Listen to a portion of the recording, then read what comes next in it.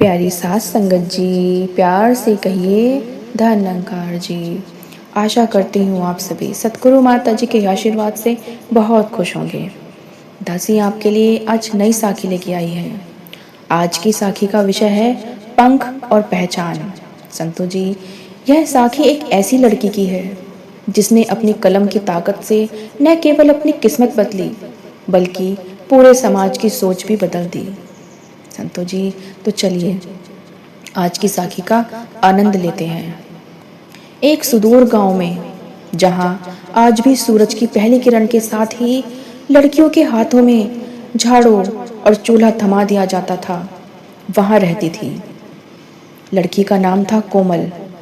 कोमल की आंखों में एक अजीब सी चमक थी, वह चमक जो बड़े बड़े सपने देखने वालों की आंखों में होती है। संतो जी, कोमल के पिता रामदीन एक सीधे साधे किसान थे। उनकी सोच बहुत छोटी और सीमित थी। वे मानते थे कि लड़की भी पराया धन होती है, उसे बस इतना आना चाहिए कि वह दूसरे घर जाकर खाना बना सके और पूरे घर को संभाल सके। कोमल का बड़ा भाई आकाश शहर के अच्छे स्कूल में पढ़ने जाता था, लेकिन कोमल को सिर्फ गांव के प्राइमरी स्कूल तक ही जाने की अनुमति थी। शिक्षा के प्रति तड़प कोमल जब भी अपने भाई को अपनी किताबें पढ़ते देखती, उसका मन भी मचल उठता। वह अक्सर छिपे हुए कोनों में बैठकर भाई की पुरानी किताबों को पढ़ा करती। संतो महापुरुषों जी, उस कोमल की पढ़ने की ललक उसको बहुत तड़पा रही थी। उसने अपने पिता से ये सब बातें डर डर कर बोली। इतने में कोमल के पिता रमनदीप ने गुस्से में कहा, क्यों, पढ़कर क्या करेगी तू? तुझे तो अंत में चूल्हा ही फूकना है। शहर की पढ़ाई लड़कों के लिए होती है, लड़कियों के लिए नहीं, समझी? जितना पढ़ने को मिल रहा है उतना ही पढ़ और घर का काम करना सीख। तो संतो महापुरुषों जी, अपने पिता के मुख से ये बातें सुनकर कोमल की आंखों में आंसू आ गए, लेकिन उसने हिम्मत नहीं हारी। उसकी माँ, जो खुद अनपढ़ थी, चुपके से अपनी बेटी का समर्थन करती थी, उसे हौसला देती थी। उन्होंने अपने गहने थोड़े थोड़े करके बेचना शुरू किया ताकि कोमल के लिए कॉपियां और किताबें ला सके। संघर्ष की शुरुआत गांव के प्राइमरी स्कूल की पढ़ाई खत्म होने के बाद हुई। कोमल की पढ़ाई पर पूर्ण विराम लगने की कोशिश की गई। उसके पिता ने बहुत मना किया कि अब कोमल नहीं पढ़ेगी। उसकी शादी की चर्चाएं होने लगी, लेकिन कोमल ने ठान लिया था कि वह अपनी पहचान बनाएगी और आगे और पढ़ेगी। एक रात उसने अपनी माँ से कहा, रोते हुए, माँ, अगर आज मैं नहीं पढ़ी तो मैं कल आपके जैसी बन जाऊंगी और कल मेरी जैसी कितनी ही लड़कियां इसी अंधेरे में दम तोड़ देंगी। मुझे मौका दो माँ, मुझे आगे बढ़ने दो माँ। मुझे आगे पढ़कर, मुझे आगे पढ़ाई करके कुछ बनना है जिससे मैं अच्छा काम कर सकूं, जॉब कर सकूं और अपने पूरे परिवार को सहारा दे सकूं। तो संतो महापुरुषों जी, माँ ने अपने बचे हुए आखिरी झुमके कोमल के हाथ में रख दिए और कहा, जा बेटी, अपनी किस्मत खुद लिख ले। इसी प्रकार से कोमल ने छिपकर शहर के एक कॉलेज का एंट्रेंस एग्जाम दिया और उसे स्कॉलरशिप मिल गई। जब रमनदीप को यह पता चला तो वे बहुत नाराज हुए, लेकिन कोमल की जिद और माँ के समर्थन के आगे उन्हें झुकना पड़ा। कोमल शहर चली गई, लेकिन उसके पास रहने का ठिकाना नहीं था। उसने दिन में कॉलेज किया और रात में छोटे बच्चों को ट्यूशन पढ़ाकर अपना खर्च निकाला। शिक्षा की शक्ति वक्त बीतता गया, कोमल ऐसे ही अच्छे से पढ़ती गई। कोमल ने अपनी पूरी पढ़ाई लगन के साथ की। वह जानती थी कि शिक्षा ही वह इकलौता हथियार है जिससे वह गरीबी और रूढ़िवादिता की बेड़ियों को तोड़ सकती है, काट सकती है। एक समय ऐसा आया जब गांव में सूखे के कारण फसलें बर्बाद हो गई और रामदीन कर्ज में डूब गया। साहूकार ने उसके घर पर कब्जा करने की धमकी दी। पूरा परिवार सड़क पर आने के कगार पर था, लेकिन कोमल को जब यह पता चला तो वह गांव लौटी। लेकिन इस बार वह डरी हुई छोटी लड़की नहीं थी। वह कानून की पढ़ाई पूरी कर चुकी थी और एक प्रतिष्ठित सरकारी पद पर नियुक्त होने वाली थी। उसने साहूकार के उन कागजों की कानूनी जांच करवाई जिससे वह अनपढ़ किसानों को ठगता था, अनपढ़ किसानों की जमीन और घरों को हथिया लेता था।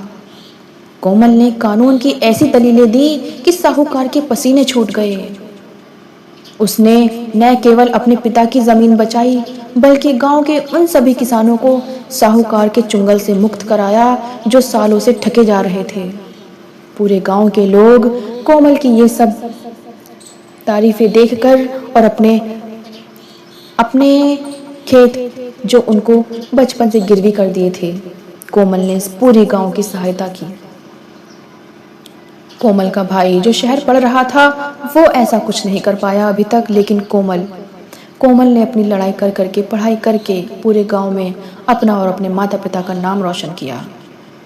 यह सब देखकर अब पूरे गांव वाले भी यही सोचते थे कि आज से हम भी अपनी बेटी को अच्छा पढ़ाई लिखाएंगे। घर का काम भी सिखाना जरूरी है, लेकिन पढ़ाई के साथ साथ काम करना और पढ़ाई भी बहुत जरूरी है बेटी के लिए। नया गांव, पूरा गांव के लोग कल तक कोमल के पढ़ने पर ताने मारते थे, आज वही गांव के लोग उसकी जय जयकार कर रहे थे। रामदीन की आंखों में गर्व के आंसू आ गए। उन्होंने कोमल के सामने हाथ जोड़कर कहा, बेटी मुझे माफ कर दे। मैं जिसे पराया धन समझ रहा था वही आज मेरे खानदान की रक्षक बनी है। आज मुझे समझ आया कि बेटी को क्यों पढ़ाना जरूरी होता है। संतो जी, कोमल ने मुस्कुराते हुए कहा, पिताजी जब एक बेटा पढ़ता है तो सिर्फ एक व्यक्ति शिक्षित होता है, लेकिन जब एक बेटी पढ़ती है तो पूरा परिवार और उसके आने वाली पीढ़ियां शिक्षित होती हैं। आज कोमल उस जिले की कलेक्टर है। उसने अपने गांव में लड़कियों के लिए एक आधुनिक स्कूल और सिलाई केंद्र खुलवाया।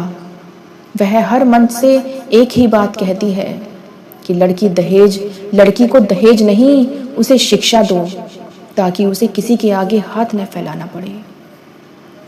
संतो महापुरुषों जी, उसकी पढ़ाई की तरक्की देखकर पूरे गांव के लोग खुश हो गए और उस दिन से सभी गांव के लोगों ने कसम खा ली कि आज के बाद हम सभी अपनी लड़कियों को अच्छा पढ़ाई लिखाएंगे और हम भी अपनी बेटी को कोमल जैसा बनाएंगे।